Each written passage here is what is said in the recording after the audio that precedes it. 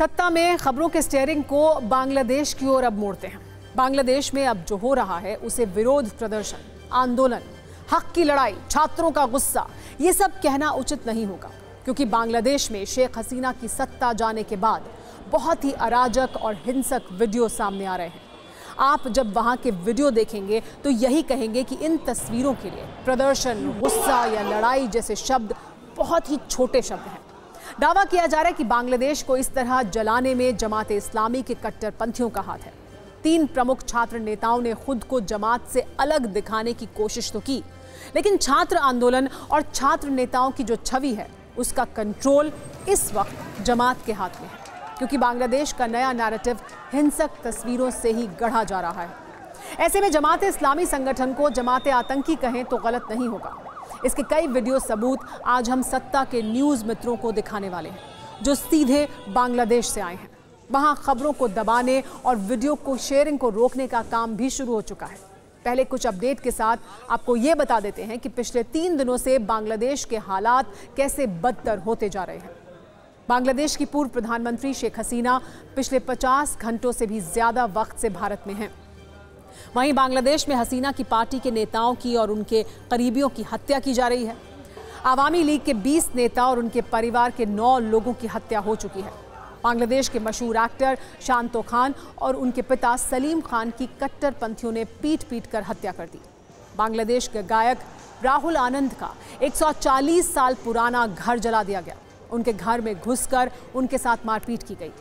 बांग्लादेश के 44 जिलों में हिंदू बाहुल इलाकों में कट्टरपंथियों की टोली गली गली घूम रही है, चुन चुनकर हिंदू परिवारों को टारगेट कर रही है। बांग्लादेश में हिंदुओं के साथ अत्याचार को जमात इस्लामी ने भी माना है। उसने कबूल किया है कि हिंदू टारगेट किए जा रहे हैं। पुलिस की स्थिति कुछ ऐसी है कि 400 पुलिस स्टेशनों पर हमले किए गए हैं और तोड़फोड़ की गई है। ज्यादातर थाने इस समय खाली हैं। हिंसा की इन घटनाओं के बीच एक अपडेट ये भी है कि नोबेल पुरस्कार विजेता मोहम्मद यूनुस अब बांग्लादेश में सरकार को लीड करेंगे, सत्ता चलाएंगे। आपको बता दें, थोड़ी देर पहले बांग्लादेश के आर्मी चीफ वकारुज्जमान ने इसकी जानकारी देते हुए कहा है कि नोबेल पुरस्कार विजेता मोहम्मद यूनुस की अगुवाई में कल रात 8 बजे अंतरिम सरकार शपथ लेगी। नई सरकार में 15 सदस्य होंगे। लेकिन आपको क्या लगता है, बांग्लादेश में आग आरक्षण की लगी हुई है? बांग्लादेश के राष्ट्रपिता शेख मुजीबुर रहमान की मूर्ति के कंधे पर चढ़कर हथौड़े चलाने वाले छात्र हैं, जो सरकार और व्यवस्था से नाराज थे। अगर ऐसा कोई सोच रहा है तो ये गलत है। नाराजगी सरकार से हो सकती है, नाराजगी व्यवस्था से हो सकती है, नाराजगी शेख हसीना से हो सकती है, नाराजगी वहां की पुलिस से भी हो सकती है। लेकिन सवाल है कि आम लोगों से कैसी नाराजगी?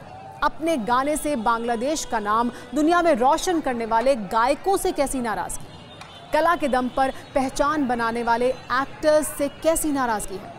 आपको अब जो तस्वीरें हम दिखाने वाले हैं उससे आप ये समझ पाएंगे कि जमात इस्लामी को अब जमात आतंकी क्यों कहा जा रहा है। इस तस्वीर को देखिए। ये बांग्लादेश के चर्चित अभिनेता शांतो खान की तस्वीर है। इस तस्वीर में शांतो खान के साथ उनके पिता सलीम खान भी हैं। आपको जानकर आश्चर्य होगा कि बांग्लादेश के फरक्काबाद इलाके में इन पिता पुत्र की पीट कर हत्या कर दी गई है। रिपोर्ट्स के मुताबिक 5 अगस्त को सलीम खान अपने पुत्र शांतो खान के साथ आ रहे थे। इसी दौरान फरक्काबाद बाजार में गुस्साई भीड़ से उनका सामना हुआ। खुद को बचाने के लिए पिस्टल से गोलियां भी चलाई थी, लेकिन इसकी थोड़ी ही देर बाद बगरा बाजार में भीड़ ने पीट कर उनकी हत्या कर दी। अभिनेता शांतो खान के पिता सलीम खान फिल्म निर्माता और निर्देशक भी थे। बांग्लादेश के चांदपुर उपजिले में लक्ष्मीपुर मॉडल यूनियन परिषद के चेयरमैन भी थे। सलीम खान भारत की बांग्ला फिल्म इंडस्ट्री से भी जुड़े हुए थे। उन्होंने कई बड़े बांग्ला फिल्म स्टार्स के साथ काम किया था। खबर तो ये भी है कि बांग्ला फिल्म इंडस्ट्री में सलीम की लगभग 10 फिल्में प्रोडक्शन के अलग अलग स्टेज पर थी और इनमें बड़े स्टार्स काम कर रहे थे। सबसे अहम बात यह है कि सलीम खान ने बांग्लादेशी फिल्म तुंगी परार मियां भाई का निर्देशन किया था।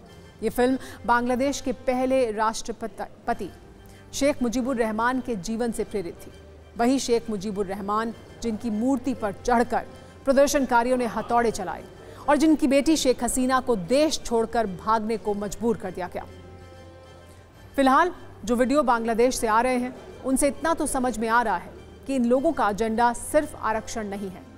ये कट्टरपंथ वाली उस यूनिवर्सिटी के छात्र हैं जिसका कुलपति और प्रोफेसर दोनों ही पाकिस्तान हैं और पाकिस्तान जमाते इस्लामी के कंधे पर बंदूक रखकर फायरिंग कर रहा है। पाकिस्तान की तरफ से प्रायोजित इस हिंसा का सबसे पीड़ादायक पक्ष यह है कि बांग्लादेश में 1 करोड़ 31 लाख अल्पसंख्यक हिंदू निशाने पर हैं।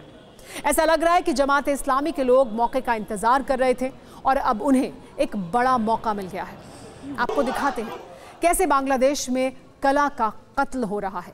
कट्टरपंथियों ने आज फिर साबित कर दिया कि उनकी कला सिर्फ नफरत फैलाना और कत्ल करना है, आग लगाना है, घर जलाना है। ये तस्वीर ढाका में हिंदू सिंगर राहुल आनंद की है जो कट्टरपंथियों के टारगेट पर आ गए। कट्टरपंथियों ने उनके घर पर धावा बोल दिया। हमलावरों ने पहले उनके घर का गेट तोड़ा, उसके बाद घर के अंदर तोड़फोड़ की। घर में रखे फर्नीचर, आईना, कीमती सामान सब कुछ लूट कर ले गए। उसके बाद पूरे घर में आग लगा दी। 140 साल पुराने घर को कुछ ही मिनटों में राख कर दिया गया। अच्छी बात यह रही कि सिंगर राहुल आनंद अपनी पत्नी और बेटे के साथ किसी तरह जान बचाने में कामयाब रहे। जिस गायक के वाद्य यंत्रों को कट्टरपंथियों ने आग के हवाले कर दिया, जरा उस गायक की ग्लोबल पहचान के सबूत भी देख लीजिए। हम आपको वीडियो दिखा रहे हैं, 10 सितंबर 2023 का है, जब उस वक्त फ्रांस के तत्कालीन राष्ट्रपति इमानुएल मैक्रोन ढाका दौरे पर गए थे। वो उसी घर में गए थे जिसे आज कट्टरपंथियों ने जला दिया है। उस दिन मैक्रोन ने गायक राहुल आनंद के संगीत का आनंद लिया था। वहां आम जनता की क्या स्थिति होगी, इस स्थिति को बांग्लादेश से आए सबसे लेटेस्ट वीडियो से समझिए। 36 सेकंड का ये वीडियो बांग्लादेश की पीड़ा को बखूबी बयां कर रहा है। एक घर में आग लगी है, लोग इधर उधर भाग रहे हैं, चीख पुकार है और दौड़ते कट्टरपंथी हैं।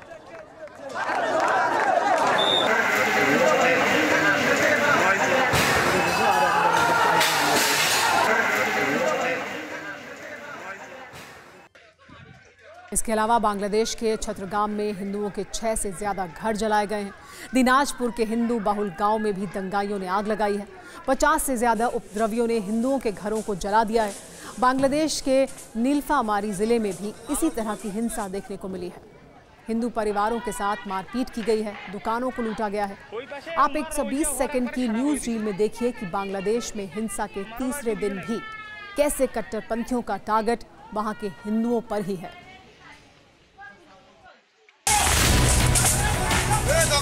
हेलो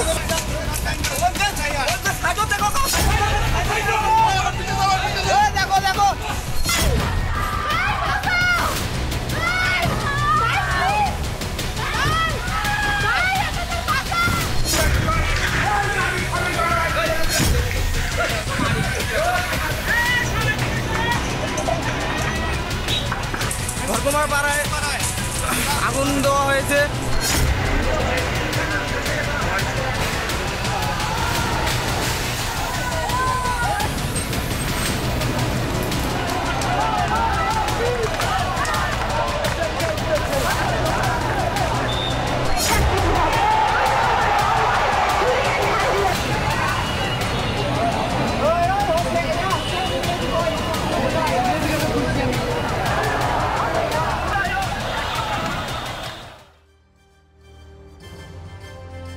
पिछले कुछ दिनों में बांग्लादेश की छवि को जिस तरह का नुकसान हुआ है उसकी कल्पना नहीं की जा सकती।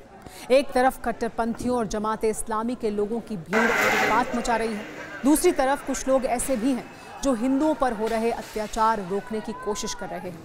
वहाँ बड़ी संख्या में छात्रों ने टीमें बनाई हैं और अलग अलग मंदिरों की रक्षा कर रहे हैं ताकि हिंसक कट्टरपंथी मंदिरों को नुकसान ना पहुँचा सके, वहाँ रखी मूर्तियों को खंडित ना कर सके। नांदेड़ हाट और फतेहाबाद में चिट्टागोंग यूनिवर्सिटी के छात्र मंदिरों की रक्षा कर रहे हैं। हाथाजारी काली मंदिर की रक्षा वहीं मौजूद मदरसे के छात्र कर रहे हैं। फरीदपुर, बनियाचौंग, हबीबगंज और मोआखाली शहर में भी ऐसी तस्वीरें सामने आई हैं। कल वहां पर अंतरिम सरकार का शपथ ग्रहण है। उम्मीद की जानी चाहिए कि इसके बाद वहां अल्पसंख्यक हिंदुओं के साथ हो रही हिंसा में कमी आए। हालांकि जमाते इस्लामी का शिकंजा इतना क्रूर है कि हिंसा से आज़ादी मिलती दिख नहीं रही है। अगर सत्ता में जमात का नियंत्रण रहा तो बांग्लादेश आगे लंबे समय तक अंदर ही अंदर जलता रहेगा।